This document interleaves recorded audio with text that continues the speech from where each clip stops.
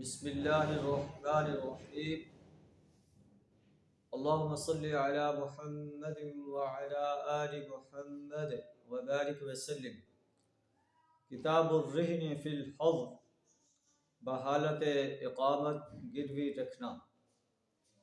عن ابی ہریرہ رضی اللہ عنہ قال رسول اللہ صلی اللہ علیہ وسلم الظہر یرکب بنفقتہ اذا کان مرہونا، رواہ البخاری۔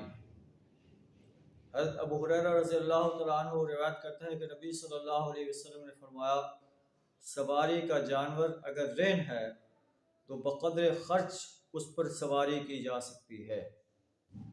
وَلَبَنُ الدَّرَّ يُشْرَبُ بِنَفَقَتِهِ إِذَا كَانَ مَرْهُونًا، اور اگر دودھ والا جانور گروی ہے تو خرچ کے عوض اس کا دودھ جو ہے پیا جا سکتا ہے۔ وَعَلَى الَّذِي يَرْكَبُ وَيَشْرَبُ النَّفْقَةَ، سوار ہونے اور دودھ پینے والے کے ذمہ اس کا خرچہ ہے۔ تو جو چیز رہن رکھی ہوئی ہے اگر آپ اس کو استعمال میں لاتے ہیں تو جو اس کا خرچ ہے وہ آپ کو کرنا پڑے گا۔ یہ پیارے نبی صلی اللہ علیہ وسلم کا فرمان ہے۔ اللہ سے دعا ہے ہمیں بھی آپ کے اس فرمان پر عمل کرنے کی توفیق عطا فرمائے۔ وآخر دعوانا الحمد للہ رب العالمین۔